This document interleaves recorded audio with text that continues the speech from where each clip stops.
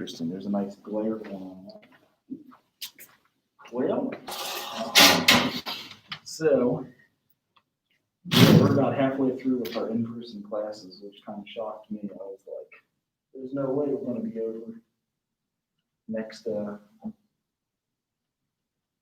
month, but you guys got any good plans for Thanksgiving? I'm going to Florida.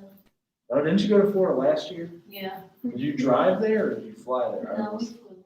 Because it's like the deep part of Florida, right? It's like, Yeah, we went, last year we were staying in Kissimmee, Florida. That's all about where Disney World is. And so this year we're going to be staying in, not down, it's a different part. I forgot what it's called. okay. I think it might be Kissimmee again, actually. But we're not going to Disney World this year. That sounds fun though. Yeah. It's like a month and a week and a half away. Because last year it was really late, but this year I think it's kind of early again, right? Yeah, because, well, no, last year we went on break the same time. Okay. Because last year was the 24th too. Was it really? Yeah, I think it was either the 23rd or the 24th because. Yeah. Yeah, that's the, wow. We're, so normally on Thanksgiving, we do like the Thanksgiving Day walk or run. It's like 10 kilometers just to stay in shape. But I don't know if they're going to have it this year. Like, I feel like they're going to get rid of a lot of stuff that we've gotten used to having. Hopefully not turkey, if you eat turkey. Well, all right. We were kind of digging into early childhood last week. So, and I tried to keep open if you still need to do your genogram or eco map. I left it open, just make sure to like cover, the more detail, the better. Like if you saw a client, got something that's stabbing you. Did you put the grades in for those? I put some in because our midterms are due on Friday. So the first midterm, I should say. So yeah, the eco map and genogram will be big. But just, think of what you would want to see if you met a client for the first time and they're telling you lots of different problems that are going on. But like, what would you like to know about them? Like,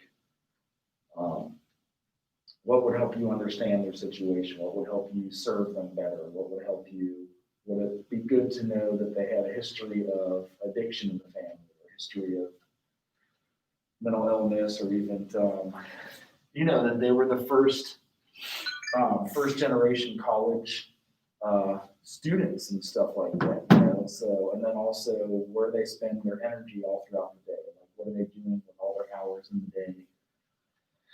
Things of that nature.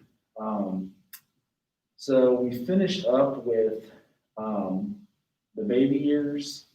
Did you guys have any questions on the baby years, like development? And there's a few good videos that we came up with, but the big one Dr. Allen says we have to get through is Erickson's stages of development. That's all of these. So when you are a toddler, this is a big one.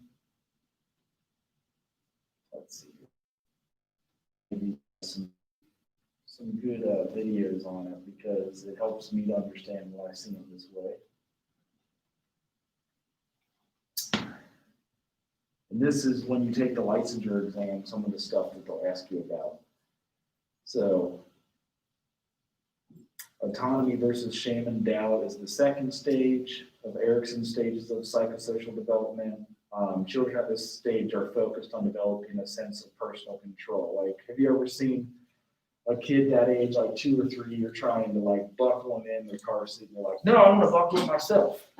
Or they'll be like, you'll try to help feed them, they'll be like, no, I'm gonna do it. And you're just like, oh my God, it's gonna take 3 times as long for them to do it. But that's the stage that they're in. They wanna learn how to do everything on their own, even if it takes 15 hours and you don't get anything done for the day. So, let me get one that Kind of breaks it down.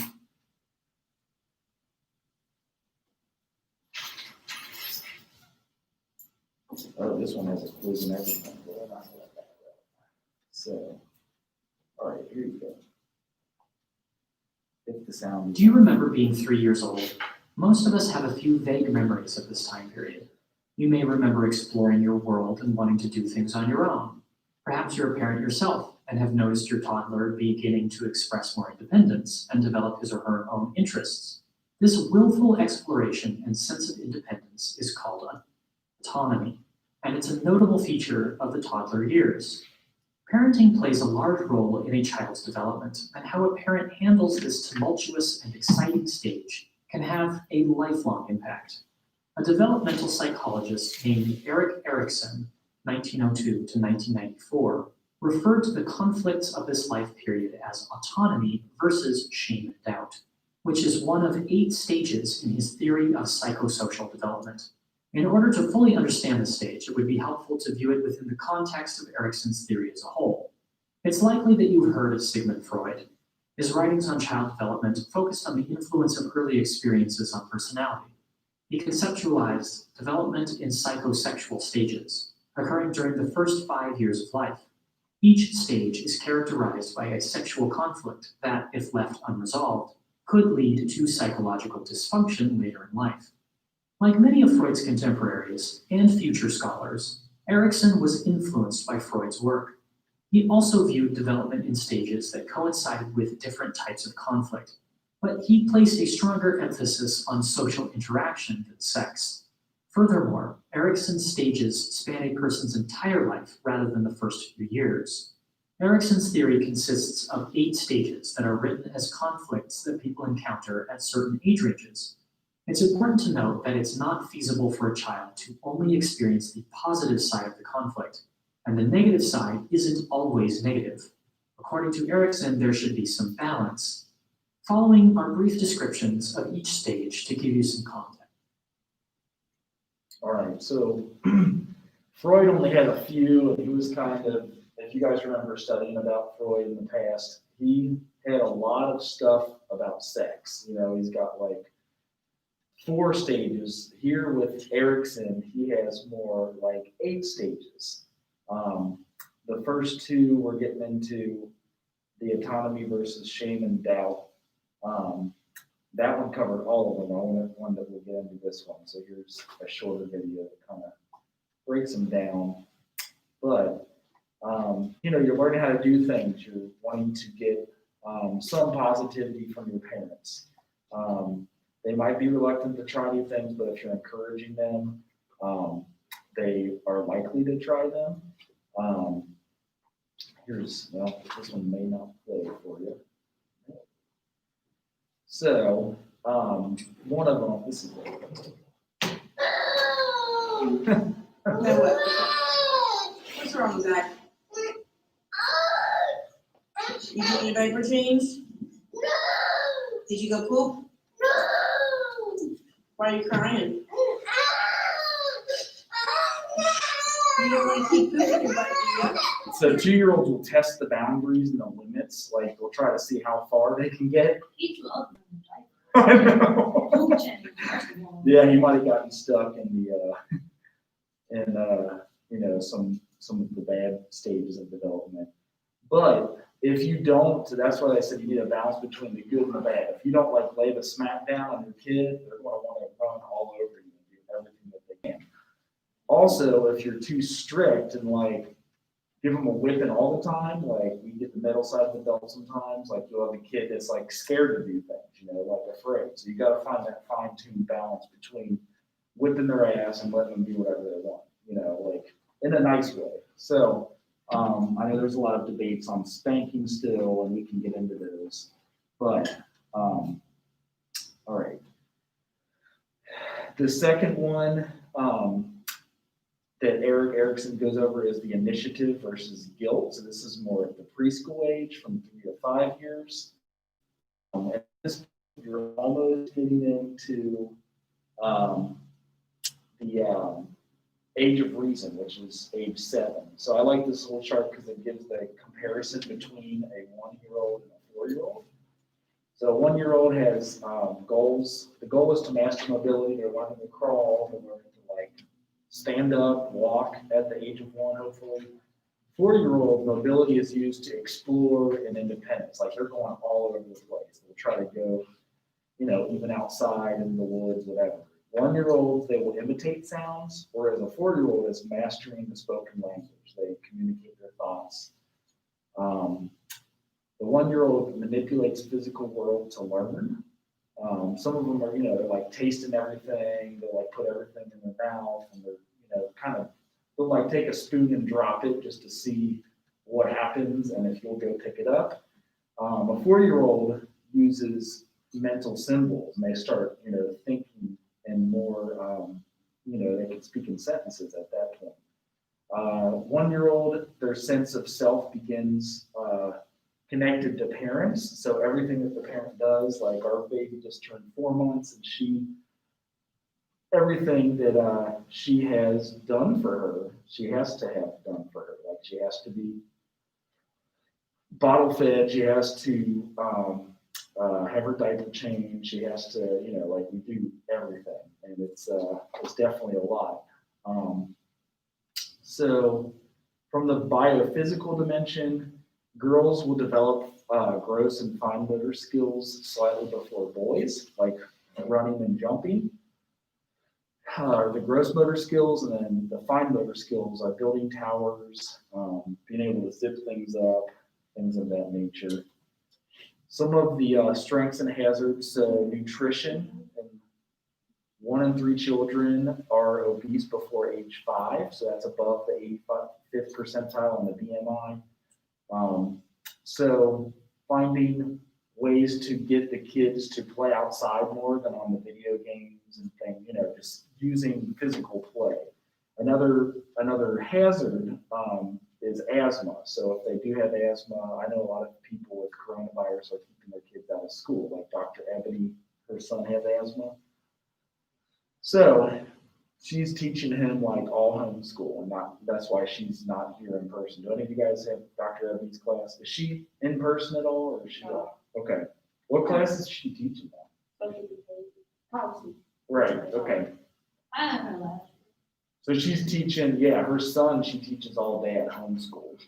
And it's because he has asthma, and with coronavirus, she doesn't want him getting it and getting sick. That's one of the hazards. Now, the psychological dimension, there you have cognitive development. So Piaget has you in your pre-operational stage, or the symbolic function, from 2 to 4 years. And that can mentally, you can begin to mentally represent objects, like you're playing house. You're able to play in a dollhouse and have people talk to each other. Then there's also egocentrism, where you can't distinguish others' perspective from their own.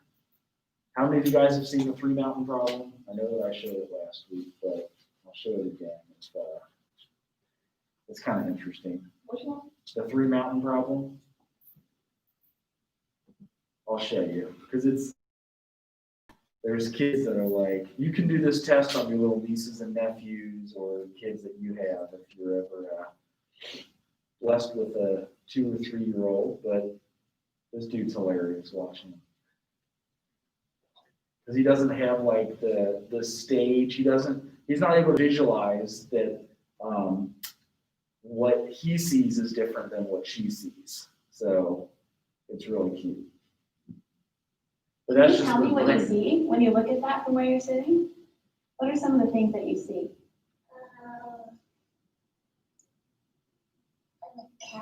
A cat? Okay, now we're gonna do the same thing. Can you tell me what you see when you look at it from that stool?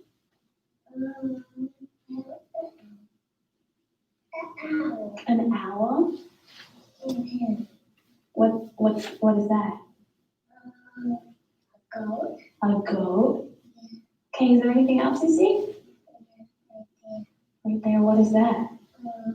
A tree. A tree. Another little tree. And can you tell me what I see when I look at this from where I'm sitting right here?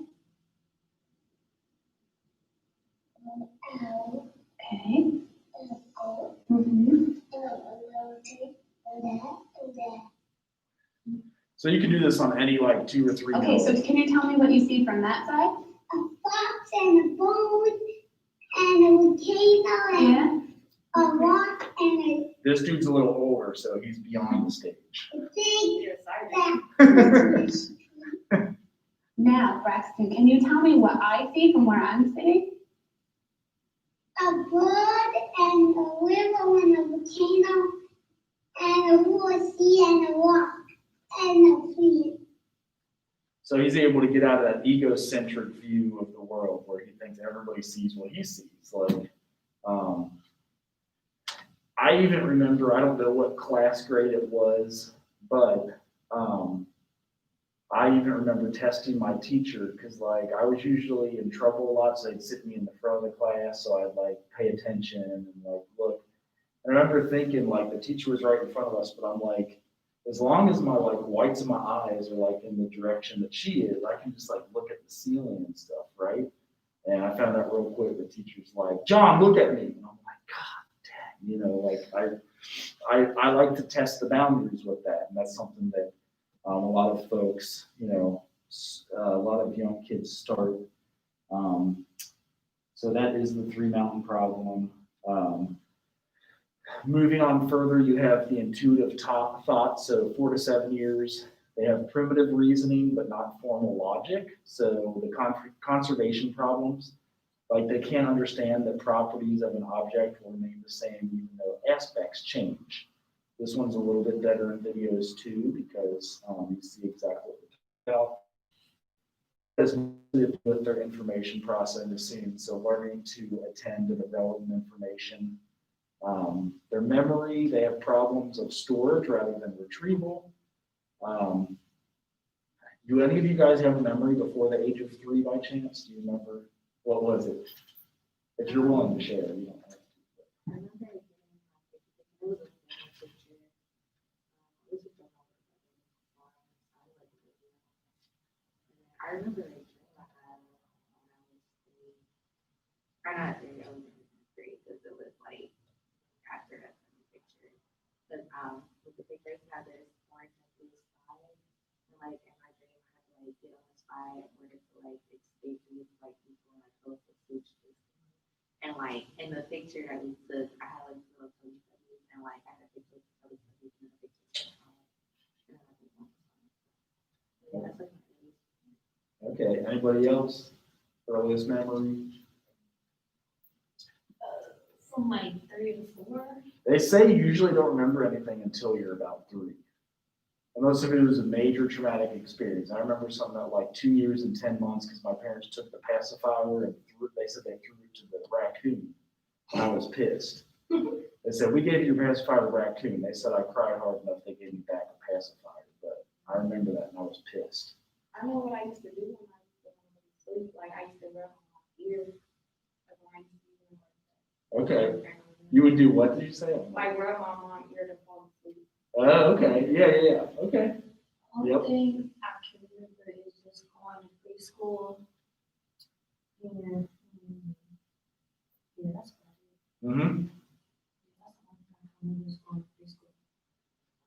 Yeah, so we'll all have a different memory, but this, like, usually if it was a traumatic memory, remember before that. Oh, I already pasted it in. Look at that.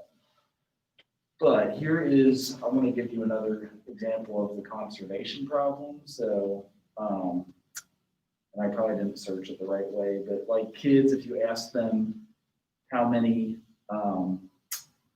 like Reese's cups they have or graham crackers and who more, and then I should do it right here. And then when you spread out, you ask them the same thing.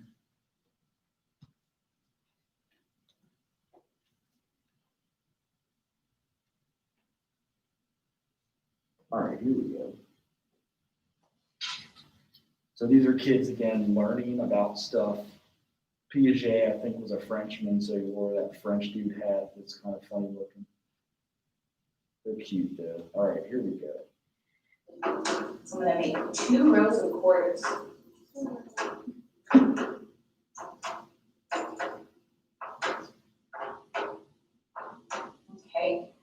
this row have more quarters? Does this row have more quarters, or are they the same? The same. The same? Okay, now watch. Now, does this row have more quarters? Does this row have more quarters, or are they the same? That one has more color. That one has more quarters? Why does that one have more quarters? Because it's stretched out. Because it's stretched out? Okay, so how many are in this row? 1, 2, 3, 4, 5. Okay, how many are in this row? 1, 2, 3, 4, 5. So, are there more in this row, or are they the same? The same. The same? Okay, so we have two So he sticks. was able to figure it out. Is this stick longer? Is this stick longer, or are they the same? The same. The same? What about now? Is this stick longer? Is this stick longer, or are they the same? That stick is longer. The stick is longer? Yeah. Can you tell me why? Because you moved it over. So now it's longer. Yeah. Okay, tell me. I'm gonna pour blue water into each of these cups, and you're gonna have to tell me when they have the same amount, okay?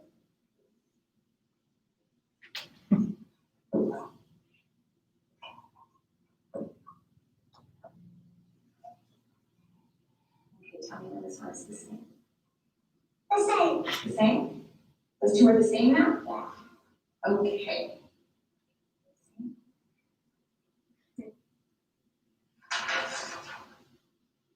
Test. So I get the same. Good, okay, now watch this. We're gonna take the blue water from this glass, and we're gonna pour it into this glass. Now, does this glass have more water? Does this glass have more water, or are they the same? Has more water. This one has more water? Can you tell me why?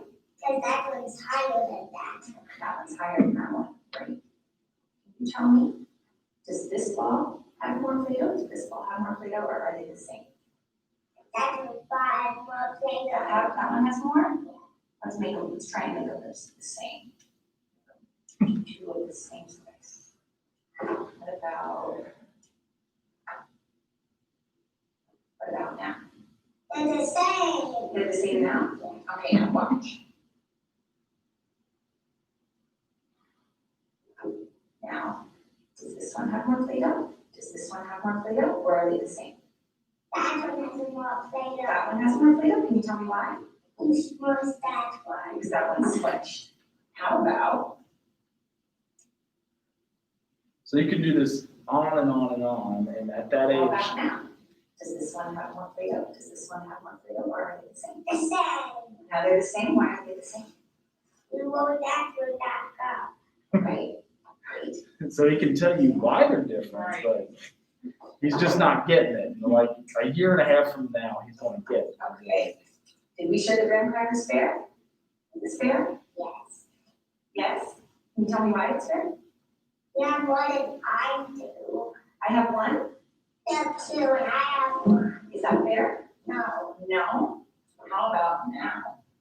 This is where it's really. Now that's fair. That's fair, why is that? You have 2 and I have 2. And maybe he's thinking because he's a lot smaller than she is and she should be able to eat more, but you do these tests with those kids and you can do it with all your little nieces or nephews if you have any of your cousins, and they will kind of come up with that same type of an answer. It's amazing. One last psychological dimension, the communication. So the kids, and this is the same if you have to learn Spanish, you'll have comprehension before you have language. So you're able to understand what people are saying to you. Like when I was living in Nicaragua and studying Spanish, I could understand quicker what people were saying to me than being able to talk about it. Like I couldn't talk back to them, but I could almost tell by, several things what they were. Just the same, I couldn't really write stuff, but I could read it. It was more passive. At 3 years though, you can usually talk about people or objects not present, and your vocabulary is like 900 words.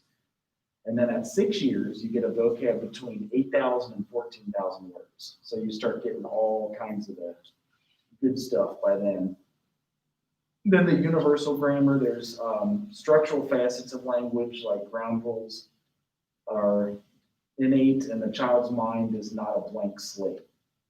So they're learning a lot fast. And then the language development, or I'm sorry, individual languages are single pattern variations. Actually, like 3-year-olds are more likely to become bilingual than if you start learning at a really young age than if you try to learn Spanish now. Like if we all try to learn Spanish in our 20s or 30s or 40s, it's really hard to do. It's like, I want to quit, but I have to take this to graduate from college, so I'm going to go ahead and take it. They do say at about 60 or 70 that ability to learn language is back again like a child, which is kind of cool. So language development appears to be encouraged by frequency and type of responses that adult speakers verbalize. So you got to talk to your kids a lot. You got to just teach them how to speak. Bilingualism does not cause speech or language problems. In fact, it may have cognitive advantages in the long term. Also, a language disorder occurs in 3 to 5% of children, and half will outgrow. Like if they had a stutter or things of that nature, some of them, most of the time they outgrow it, at least half the time. So the age in months, you get your first words at about 15 months here. And then you have a vocab spurt at about 21 months, and then you're usually using sentences by the age of 3 or even 33 months. So that's your communication progression. So some attitudes like emotional regulation. There's emotional coaching, and this is a process by which a parent or caregiver assists child in recognizing his emotions and then uses the experience as a way for the child to learn about himself and the problem to solve. Like if they're getting angry and you can help them understand that getting hot and frustrated and angry is part of the deal and they can calm themselves down. Or you can have that 2-year-old that threw that temper tantrum that we saw. You know, like if you don't teach them how to regulate emotion, then they'll have that forever. And that's not a good thing because it gets worse as they get older. So there's 5 steps to this. 1 is becoming aware of the child's emotion. 2 is recognizing the emotion as an opportunity for intimacy and teaching. 3 is you'll listen empathetically, validating the child's feelings. 4 is you help the child find words to label the emotion, like if you're happy, angry, sad, you can even show them the list of feelings that they hang on some social workers' offices. And then set limits while experiencing the strategies to solve the problem at hand. A few other one is like there's fears. So some kids have greater imagination with the symbolic thought. They could have night terrors from this, like they hold in emotions when they're awake, but then have like bad dreams. Some preschoolers are at greater risk of following like a disaster or a loss. So if there was a hurricane or a tornado, anybody from Dayton here? Did you know we had a pretty bad tornado in Dayton like last year? Do you remember that? Like you can see it from the highway still, I think, where it like flew through a building. And I know there's some parents that are saying their kids now, they hear the sirens go off and they like freak out because they remember that tornado. And that's a disaster or loss. Or if there's the hurricanes that have hit all the people down on the beach fronts, that's another one. So up until PTSD was only diagnosed up until the DSM-4 TR, you diagnose mostly veterans with PTSD. Now in the new the DSM-5, we diagnose children with PTSD. And that's because we're starting to notice things like when there was a hurricane, there's a kid that shows signs of post-traumatic stress disorder. So, for example, having feelings in your body when you think or hear about the event. An example is feeling scared, angry, sad, or guilty, even like a car accident or something. Would you guys have anything you're willing to share as like a kid that was traumatic? I flipped into a glass vase that was like this big next to my parents, and I remember that one. I was young, but I got 55 stitches right here. My dad had to like wrap me in a towel and drive me to Children's Hospital, and it It was like, then one night my mom let my dad watch the kids and he screwed up. And I was like doing somersaults in the bed and he's like, all right, stop. I'm like, one more. And like, I probably did a big one and I shattered the vase. And that was kind of my, I became a little bit less likely to do stuff like that.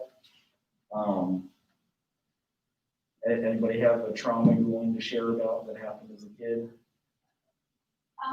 There was one time, it was the day before my birthday, and my cousins, my grandma had took me and my other cousins to the park to just like play around. And my one cousin, she always was like jealous, basically. So I was like, we was on the monkey bars, and I was on the monkey bars and everything. And I told her like, I need help, like I can't do it. And I was young, so it was like I really didn't know what I was doing. So I'm like, I need help. And then she just pushed me. And then I broke my ankle or I sprained it or something. I knew something was wrong with my ankle, but I never said nothing. And then, cause I went home and my mom was like, I think she was joking, but she was just like, oh, if your ankle messed up, you can't have your birthday party tomorrow. So I just never said nothing about the pain. And then that made it worse years on because now my ankles are really bad. And then my high school, I sprained my ankle playing volleyball, so that just made it worse. Then another time, it's the same cousin. We was in a car and my mom had went to the hospital because she was giving birth to my little brother. And my other little cousin, which is her brother, he had hit me. And we was already mad because we was playing Uno at the house and they cheated. So I was upset and I didn't want to be bothered. But he was like, punch punch back. And then I said, don't hit me. And then he hit me again. And I'm like, hit me again, I'm punching. And then he hit me. And then I turned around and I just started punching him. And my grandma was like, break it up. And so the way that she broke it up was she pulled my hair and my braids came out. And then she started hitting me. And so basically I was getting jumped in the backseat of my car. And my grandma was driving. My brother tried to stop it. It was a mess, but yeah. Yeah, so some of those things stick with us for life, like if we've got any traumatic event, any like terrible thing that has gone on, it's you don't forget them, and sometimes they shape the way that we remember stuff. So aggression is a big one. You kind of tipped us into that aggression part. So aggression peaks at age 4. Like ways of asserting themselves, hazardous substances during pregnancy can increase the risk, even fetal alcohol syndrome, whatnot. Temper tantrums are almost non-existent after age 4. So we saw that 2 or 3-year-old going nuts. You won't see that as much at age 4 if you learn how to like use your words and speak and sometimes ask for things. And if they haven't gone away, maybe teaching them how to communicate their own needs will help. And then 2 to 3-year-olds react aggressively to parents who have set limits versus older children who act aggressively to peer conflicts. Also, young children use aggression to get something they want versus older children use verbal aggression to hurt one another, like sarcasm, or I don't know if you guys grew up in a high school and had friends that just were real sarcastic or would say like, things in not so nice a way. Actually, sarcasm means to tear flesh. If you look up sar and chasm, it means tearing flesh. So as funny as it might seem, it still is kind of hurtful stuff. That it's like verbal aggression in a sense.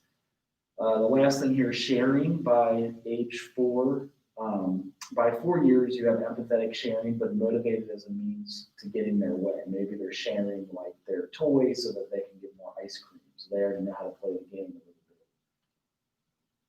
Now this is the one we had for the discussion board, but the parenting style. So you guys get to decide which one you brought up with. The authoritative parent is like high in control and high in warmth. So nurturing, affectionate, sets boundaries, disciplines through guidance, and has open communication. Authoritative up in the top left. That's the ideal. Then you move over one, you have the authoritarian parent. Authoritarian parenting is strict, inflexible, You have high expectations, pushes rather than disciplines. A tiger mom is how some people describe it. Then you go down to the next lowest one would be a permissive parent. A lot of us have either authoritarian or permissive. Like, you get lucky to have the perfect authoritative parent. Sometimes that happens. But the permissive parent is nurturing, affectionate, few or inconsistent boundaries, and then takes the role of a friend rather than a parent. And those are the friends' houses in high school we'd go over to party at or like get in trouble at. And then the uninvolved parent was like emotionally detached, self-absorbed, inconsistent, or no boundaries or little interaction. So, and sometimes the parents swing between these, like they want to get it together and like, I want to be more, instead of permissive and being their friend all the time, I want to be authoritarian, but that can be confusing to the child. So for the discussion board, considering which type of parenting you were brought up with and like maybe which type of parenting you would like to do if you have kids. So here's if you're teaching kids social skills, here's kind of the circle that you go through, but modeling appropriate behavior is a really good way. Positive reinforcement would do that the best.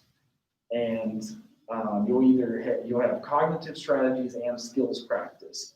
A lot of times at the Lighthouse Youth Services, we would ask the parents to model appropriate behavior because a lot of the kids will learn the behaviors from their parents. So if you can do better at modeling appropriate behavior or speak to them about it using cognitive strategies, and then practicing it, they get better skills, get those social skills.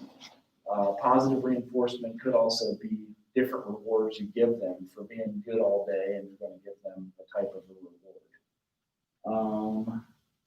Now, psychological strengths and hazards. So disorders fall in 3 categories here. You could have a developmental delay with one of your kids, which is a slowed rate of acquisition, like speech or toilet training. Anybody know what age you like start toilet training by? When you should start pooping in the toilet instead of the diapers, or peeing in the toilet instead of the diapers? I think so. So start, like, in a toilet and stuff. I mean, my nephew's on chair right now. So like be done by then, you're saying, or like? I mean, yeah, I think it should be done. And it's different for everybody, I so. thought you meant started, so that's Yeah. Yeah, so everybody, and it could be for various reasons too, like maybe the parents are both working and they're too busy and they can't teach the kids, so they're like, yeah, I'm just gonna buy a few more than number 6 diapers or number 7 diaper, whatever, the biggest size is. Again, if you don't talk to your kids enough, they're not going to learn that speech and learn how to communicate, so it really does come down to different ways that we teach our kids how to be better at stuff. You could also, though, have a developmental disorder, so that would be a disruption in performance, and that could be ADD, which is attention deficit disorder. They used to have ADHD, which is what we would all get diagnosed with as kids, attention hyperactivity disorder, or autism. And now autism you can actually start seeing at a young age, like if they just kind of play and keep to themselves and don't really pay attention or make eye contact with you, they can diagnose that rather early. And then the last one is developmental psychopathology. So healthy adaptation is impeded, and that might be because of anxiety or anxious for some reason, and that shows in the way the kid's developing. So ADHD, it's persistent inattention or hyperactivity. It's the most common childhood behavior disorder. 11% of children are diagnosed between 4 and 17. I think they diagnosed me with it at the age of 15. The most effective treatment is a combination of medication and behavior management. So like seeing a social worker or a counselor, and some kids get Ritalin or like Adderall, which they gave me Ritalin way back in the early 90s. And about the age of 18, I quit Ritalin and I just started drinking coffee instead because it's like a stimulant that kind of does the same thing. And it's probably healthier for you too. Now, autism, that's more of we have a huge increase in diagnosis of autistic kids. and they still can't quite figure out what's causing it. So pervasive difficulties in social communication and interaction across multiple settings that impairs functioning. Do any of you guys know an autistic relative or child, or how would you describe some of their behaviors? Well, my cousin, she was like, she passed, but she was like smart, and she picked up on everything, like she would cut you out. She can work, like different programs. Oh, so like Asperger's disease? Huh? Does she have Asperger's autism? That's when they have a really high IQ. But is that what you're saying? I don't know exactly which one she is. Okay, But I mean, you definitely can tell she is autistic. okay. She's very Mm-hmm. Anybody else? School is just not my family. We feel like it was another school, but her parents were like, but Aubrey, like, if you would go to her and try to play with her, she would, but like, she didn't like leave, and like, she would like be in the mirror, and like, we didn't know what she was saying, cause like, it was more so not like baby talking, like, she could say something, but she could say like, something like my cousin, she was just here, she could say like niche, but she couldn't say Tanisha, and like she never said Brittany, but she was just like to me and started like talking to me and like she was still like leaving and she was up there. Mm-hmm. Yeah, it used to be like 1 in 150 kids were diagnosed with it, and then it moved up to like 1 in 100 kids were diagnosed with it. Now I feel like it's all the way up to 1 in 50. Which is like, 3 times as many. And I don't know if it's diet or vaccines related or something that's in our water, air, or food or medicine that's causing more diagnosis of it. And now here's the parenting style. So you can use this for your discussion board or replies that you can put on there. We were mentioning parents are the primary social context and how you teach your kids. Some parenting styles, starting again with authoritarian. Again, it's the restrictive, punitive style, low in warmth, but the consequences of that is social and cognitive capabilities are average and you're vulnerable to stress. I feel like my parents were more in authoritarian. Authoritative, though, there's like negotiations, or they're high in warmth, like negotiating taking out the trash or washing the dishes or your chores. The consequences are high social and cognitive capabilities and self-reliance. So that's a good consequence. That's kind of like the best parenting style. Then there is the permissive, which is lax control, may be very involved, indulgent or uninvolved, neglectful. And the consequences are poor social and cognitive capabilities or low self-control. So those are kind of the things that would happen with each parenting style that you have. So some parenting in lower socioeconomic status families, these parents tend to be more authoritarian in their child raising practices. Does this make lower income parents less desirable or effective? What do you guys think?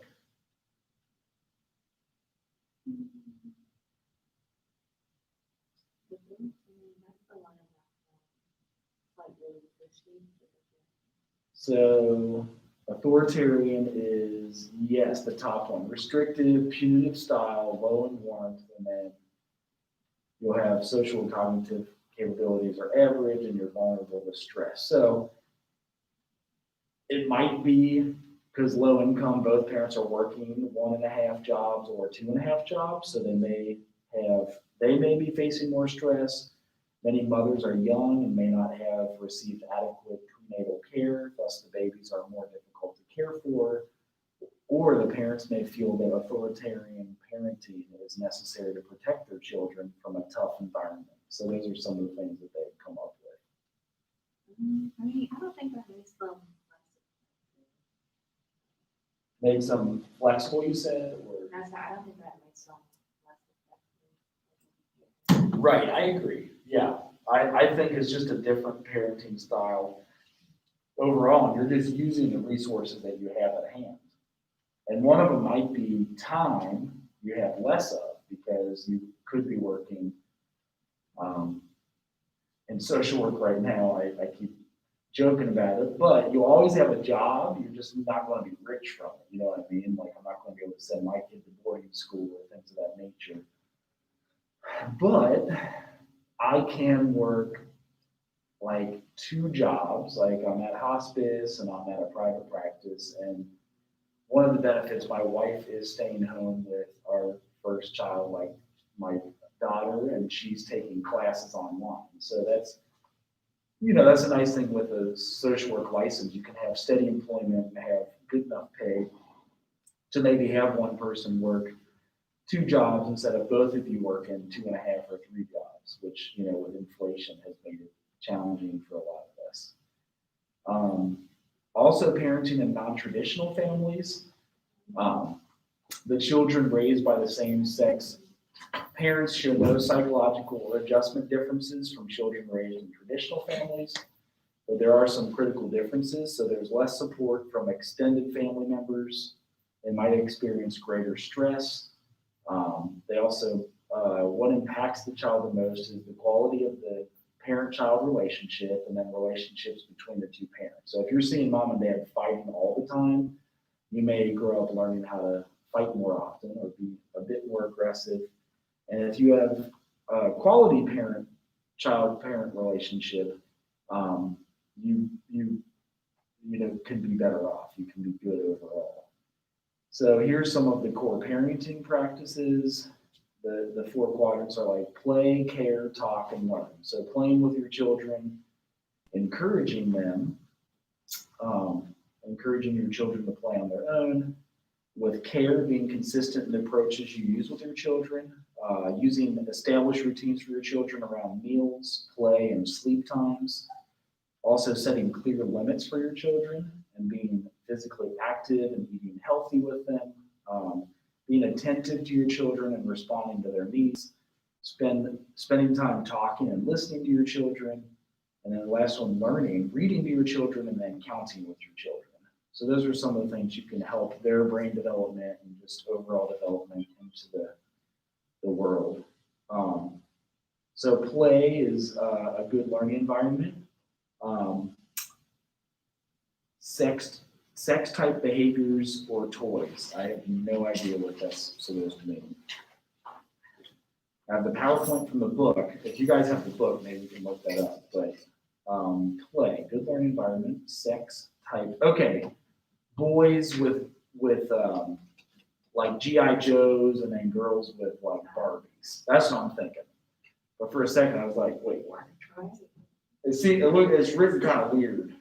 Sex typed behaviors, toys. Father-mother play versus peer play. That's another,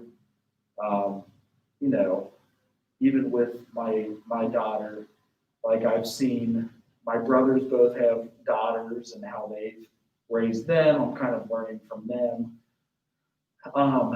Making sure to, expose your kids to as much information and learning as you can. So in 1932, Parton wrote about play behaviors. So you let your kids have unoccupied play or solitary play, where they do things on their own. You can also have the onlooker play, where somebody's making sure they're not getting hurt. Parallel play. That's sometimes kids learn playing blocks next to each other, like they'll be parallel right next to one another. At about 5 years, you have associative play and cooperative play, where maybe they're playing house together or building a fort or doing things where they can work together and not be playing on their own and guiding them what to do. Now, neglect. There's incidents of childhood abuse and neglect. In Cincinnati, we're told to call 241 kids because we're mandatory reporters and social workers. That would be the maltreatment of children, physical abuse, or sexual abuse, physical neglect, educational neglect, and psychological abuse. In 2000, 1 million children, 12 out of 1,000, were victims of maltreatment. 52% were boys and 48% were girls that were victims of maltreatment. The youngest children were less than 3 years old, have the highest rate of abuse, and then 2/3 of the perpetrators were the parents. We actually had to report one at Lighthouse Youth Services. We're working with a teenager, so, and I was the supervisor at the time, but my social worker had been shared with the teenager. The mom was selling her underwear for heroin.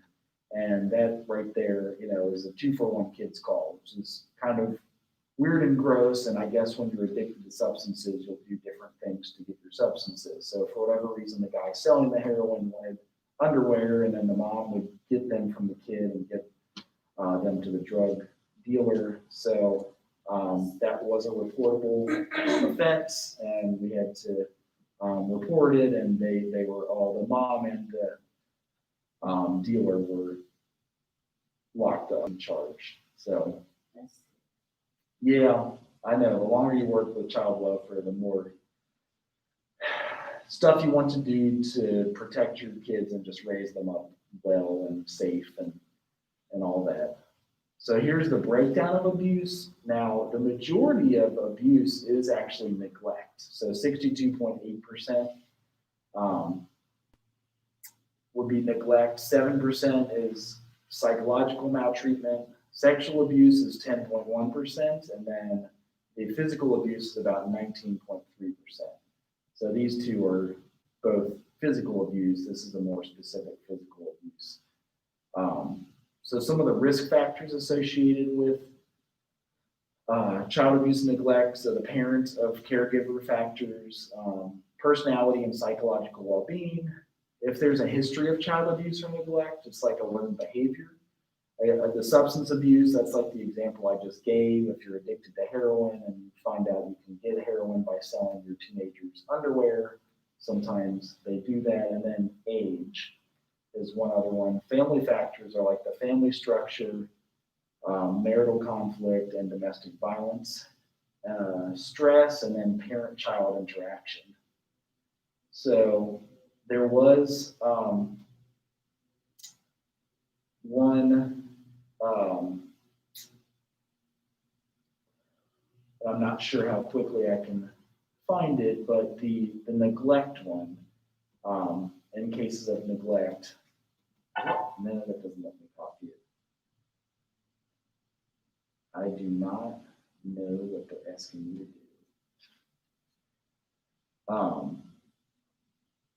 We'll go to this one. So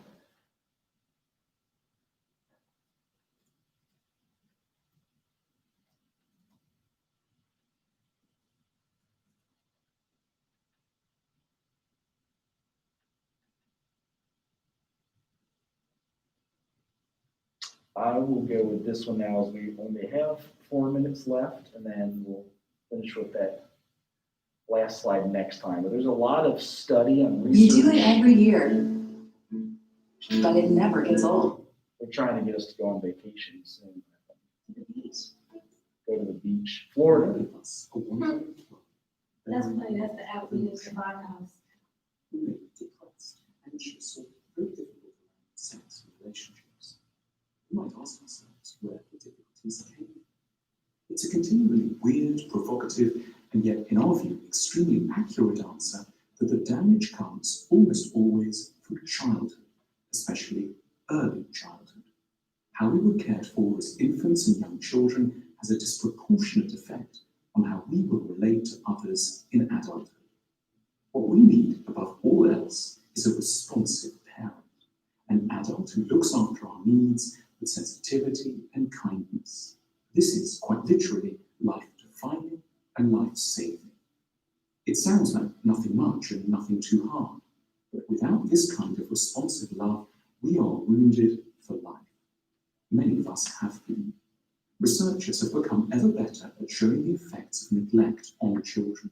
One of the world's leading experts is Dr. Ed Tronick, director of the Child Development Unit at Harvard University. Together with his team, he's responsible for one of the great experiments in the history of psychology, known as the still face experiment. Babies this young are extremely responsive to the emotions and the reactivity and the social interaction that they get from the world around. This is something that we started studying 30, 40 years ago, when people didn't think that infants could engage in social interaction. And the still face experiment that the mother did was she sits down and she's playing with her baby who's about a year of age. And she gives a greeting to the baby gives a greeting back to her. This baby starts pointing at different places in the world, and the mother's trying to engage her and play with her. They're working to coordinate their emotions. I know you guys have already seen that, so I'm gonna jump to the conclusion here. Watching the baby get distressed can be highly triggering. If a child can get so upset that for a few seconds of cold and unfeeling behavior, we have a sense of what can happen over years or more of neglect. No wonder some of us don't feel so well inside. We had an equivalent of a still-faced parent for our first decade and more. But knowing how vulnerable we are shouldn't merely sadden us. We can take stock of how we've been failed and understand the link between the past and our present difficulties. Psychological research, like the still face experiment, is at the forefront of helping us to understand ourselves emotionally, shedding scientific light on the origins of our sadness and complexity. Along the way, the experiment proves something else beyond doubt. Love isn't a luxury. It's a gateway to our very survival and sanity. So there's a few Most other books that want to change us seek to make us richer or videos I wanted to show on that, but I know we're kind of reaching the end. I wanted to be able to for questions if you guys have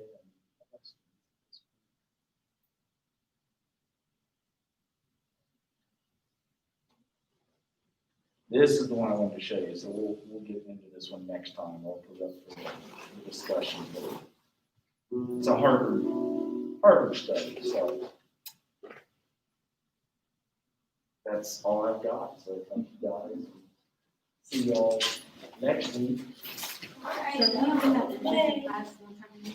Well, yeah. I do discussion board and then the papers and also kind of online and then in person. Online and in person. I came here Monday. Did you? Yeah. All right. Yeah. Sorry about that. So basically, we on this day on Thursday? Wednesdays every week. I mean Wednesday. Yep.